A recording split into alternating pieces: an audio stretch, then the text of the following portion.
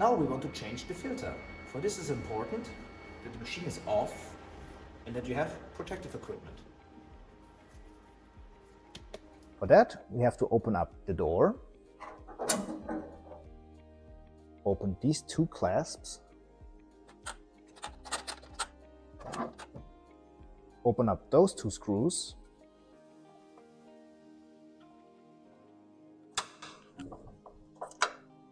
remove the grounding cables, and pull out both filters.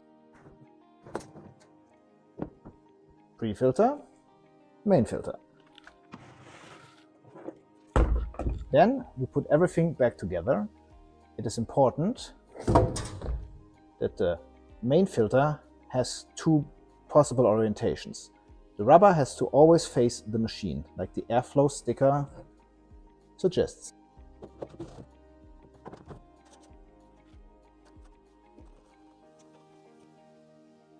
Reattach those two screws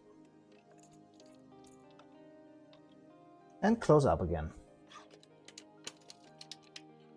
And that's it.